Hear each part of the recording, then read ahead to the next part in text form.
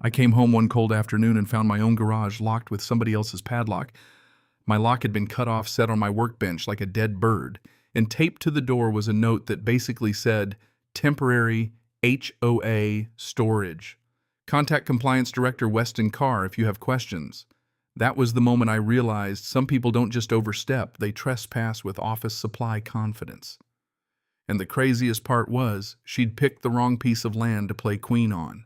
That garage sat on 4 acres my family had owned since 1971 on the western edge of Caldwell Lake in central Missouri. My granddad Elwood bought that place back when the area was mostly scrub shoreline and handshake deals. The subdivision wrapped around my land years later like a horseshoe that never quite closed. That detail matters because on paper it looked like I was inside the neighborhood, but legally I never was. My grandfather built that garage right near the water and called it the boathouse, even though no boat had ever slept in it. Over the years, it held tools, freezers, fishing gear, old truck parts, and the kind of practical junk every family swears they'll organize someday. When my dad got older and moved south, the place passed to me. I'm Garrett, 44, mechanical engineer by trade, mostly retired after a business deal went better than expected, and the kind of guy who'd rather spend a Saturday with a torque wrench than at a wine mixer pretending to enjoy shrimp. I'd put real work into that garage, new roof, better wiring, epoxy floor, a lift I installed myself. It smelled like clean concrete, oil metal, and work done right. You know that smell when a place feels useful, feels honest? That was my garage. Now, the HOA next door, Whispering Pines Estates, had a woman running around in it named Weston Carr. She called herself the compliance director, which sounded official until you learned she'd basically invented the title for herself. She wore laminated badges, carried clipboards like they were holy objects, and had the rare talent of sounding cheerful while saying something insane. Weston operated on one core belief that if she acted official enough, eventually reality would give up and agree with her. We'd had little run-ins before. Letters about my gravel driveway, letters about a tarp, letters addressed to me as if I were one of their homeowners. I ignored them because I wasn't in the HOA, never signed anything, never paid $1. I figured sooner or later she'd notice that basic fact and move on. She did not move on. That Tuesday in October, I heard a flatbed backing down my driveway. I stepped out of the garage with a ratchet in my hand and saw Weston standing there in a reflective vest over a blazer, which is still one of the funniest bad outfits I've ever seen in my life.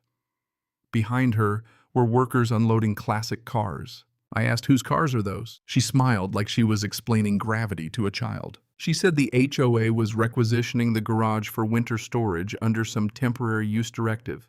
She said it like it had already been settled. And I'm going to be honest with you. I froze for a second.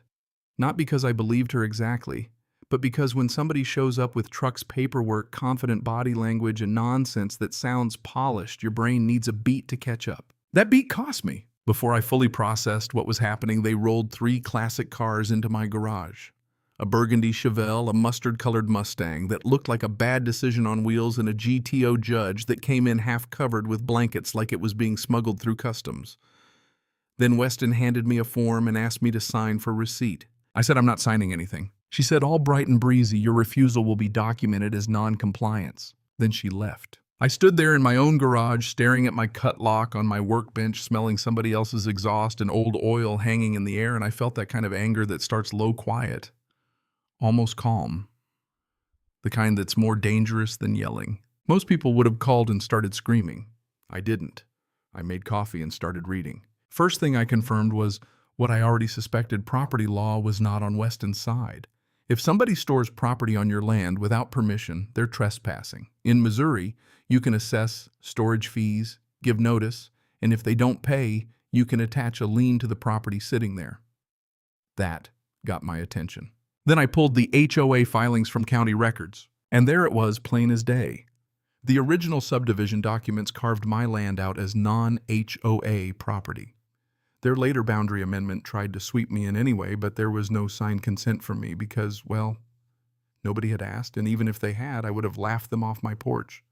Paper map meet actual deed. The next day I called the HOA office and asked a very simple question: when had my parcel supposedly been added to their system?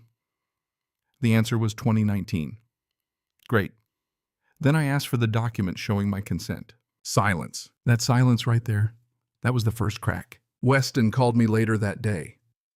Her voice was tighter now. I told her straight my land predated her HOA, I was never a member, and the cars in my garage were trespassing. I also told her I'd be billing storage fees. She hung up on me. And that's when she made her second mistake. Instead of backing off, she escalated. I started getting violation letters in the mail, gravel driveway, unauthorized modifications, boat tarp, all kinds of nonsense. One of the violations cited an item that had supposedly been visible from the neighborhood, even though it had been inside my garage for months. That one made me laugh out loud in the cold by my mailbox. Then one afternoon I came home and found Weston on my property with a younger woman taking photos near the garage. I told them both to leave. I told Weston very clearly she was trespassing. The young woman looked like she wanted the earth to open and swallow her whole. Weston gave me that look clipboard people get when they realize their script is failing them. As they walked back to her SUV, I heard Weston say, "He has no idea what this property is worth. Not the case, not the paperwork, the property." That sentence changed everything. So I started digging deeper. County reports, financial filings, old land records, anything public I could get my hands on. And buried in HOA paperwork, I found a line about a lakefront development feasibility study. Then I called a retired county assessor across the water, an old local named Vern, who knew every parcel on that lake like some men know baseball stats. Vern filled in the part I hadn't found yet. A developer had been quietly circling the shoreline. They wanted a resort and marina set up. My land sat right where they needed continuity. Without my 4 acres, they had a gap. With my land, they had a clean stretch of waterfront.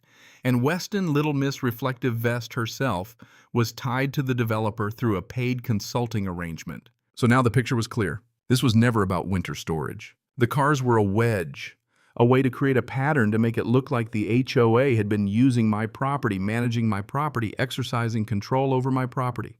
Paper today, pressure tomorrow, easement argument later. That's what they were building. And that was the moment I stopped being patient in the passive sense and started being patient on purpose. I hired a property rights attorney out of Jefferson City, a man named Clifton Bauer, the kind of lawyer who doesn't raise his voice because he doesn't need to. He reviewed the deed, the HOA filings, the bogus amendment, all of it. His answer was simple. They had no legal authority over my land. Better still, every threatening letter Weston sent me as a non-member helped build a harassment pattern. Then he said the smartest thing anybody said that whole winter. Don't stop her yet. Let her keep making the case for you. So that's what I did. I sent formal notice by certified mail to the HOA to Weston and to the registered owners of all 3 vehicles. I told them the cars were on private property without permission.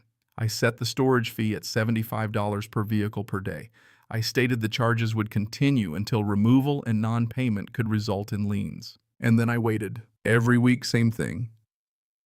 Invoice, envelope, stamp, certified receipt, clockwork. Tick, tick, tick. About 3 weeks in, Clifton called me with the twist that made the whole thing almost funny. The burgundy Chevelle was registered to Weston personally. The Mustang belonged to her brother-in-law. The GTO belonged to an LLC tied right back to her. She had stored her own cars in my garage, not community property, not abandoned assets, her cars. At that point, I just leaned back in my chair and laughed. Because there's a special kind of arrogance in building yourself an empire before the paperwork clears. And it got better. One of her business filings hinted at future value tied to storage and restoration facilities at Caldwell Lake, meaning she had started treating my garage like an asset in her orbit. That's when my anger changed shape. It wasn't hot anymore, it got clean. My grandfather bought that land with a handshake and a case of cheap beer. He fished there, worked there, fixed things there. It wasn't grand, it wasn't flashy, but it was ours. And somebody in a blazer and an ID badge thought she could slowly bureaucrat her way into owning the edges of it. No! So I built my own system. Spreadsheet, timelines, evidence tabs, photos of every car from every angle, camera system on the garage, certified mail receipts, condition reports, sheriff's report for trespass, permit files for every bit of work I'd ever done on the garage because Weston also tried to weaponize the zoning office against me. The inspector came out, looked around, shrugged, and basically said everything was fine. Another piece of paper for my stack. Meanwhile, Vern was talking to neighbors, quietly, calmly. No drama, just facts. Had they heard about the developer? Did they know reserve funds had gone toward a lakefront study? Did they know the boundary amendment might not hold up? People started paying attention. Then one of the old-timers in the neighborhood, a contractor named Beaumont Doyle, told us Weston had tried to get him to support the HOA line in exchange for financial help on his dues. He wrote it all down, signed it, mailed it in. That was the point where the story stopped being annoying and started being radioactive. By late winter, the storage fees had climbed past $8,000 and kept going. Weston still didn't pay, still didn't remove the cars. Either she thought I'd blink or she thought rules were for other people. Then came the public meeting in early March. Town hall, old limestone building, wood floors that creaked in the cold. County commissioner present, neighbors present, reporter in the back. My lawyer ready. Weston in the third row with her attorney dressed neat, no safety vest this time. Guess even she knew the costume wasn't going to help. When my turn came, I walked to the front, plugged in my laptop, and put my grandfather's 1971 deed on the screen. I let the room sit with it. Then I said, "My name is Garrett. This land has been in my family since before this HOA existed. I have never been a member. I have never signed consent. And the woman who claimed authority over my property stored her own vehicles in my garage without permission." You could feel the air change. I showed the boundary records, the bogus amendment, the consulting link to the developer, the invoices, the certified mail receipts, the car registrations. Then I put the total on the screen. 3 cars, $75 a day, 112 days, $25,200. And that morning before the meeting, Clifton had already filed the liens. That's the part I'll never forget, not because I was triumphant exactly, but because the room went so quiet, you could hear chairs shift. Weston's lawyer leaned toward her. Weston stood up and tried to say it was a private matter. The commissioner, in the driest voice imaginable, told her she was welcome to respond publicly since she'd just heard a public presentation. She sat back down. That was it. No big movie speech, no shouting, no dramatic finger-pointing, just paper law timing. And the kind of silence that lands harder than anger ever could. A few months later, the money was paid in full so the cars could be removed. $25,200. The bogus boundary expansion got voided as applied to my land and nearby parcels. Weston resigned. The development plan fell apart once it became clear my shoreline wasn't available. Funny how fast people lose interest when the stolen piece won't come quietly. And here's the part that mattered most to me. After it all settled, Vern called with an idea. A local conservation group had been trying for years to create lawful public walking access on part of the western shore, something small, clean, permanent. So I worked with my lawyer and granted a real easement, voluntary, narrow, legal protected. My land stayed mine. My garage stayed mine. But a stretch of shoreline that somebody had tried to control for profit became protected access for everybody. That felt better than the money, if I'm honest. We even used part of the storage fee recovery to help fund a small scholarship for students going into environmental science or property law. Seemed fitting. Take something ugly, force it through the grinder, and hand it back as something decent. You learn strange things in a fight like that. One of them is this authority gets real quiet when you ask it for proof. Another is that greed almost always tells on itself if you let it talk long enough. And maybe the bitterest little truth of all, some people don't come for what's yours by breaking a window. They come with forms, fake confidence, and the hope that you'll feel too tired or too confused to push back. I didn't push back with noise. I pushed back with records. And in the end, I got to stand in my own garage, coffee in hand, watching her cars get hauled away under a gray Missouri sky while my original lock hung back where it belonged. That was enough. More than enough. So let me ask you this. When somebody in a position of power tries to take 1 inch too many, is it better to hit back hard right away or stay calm, build the file and bury them with their own paper trail? Tell me where you land on that. And if you've ever dealt with an HOA, a landlord, a code officer, or anybody else who acted like your rights were optional, share your story too.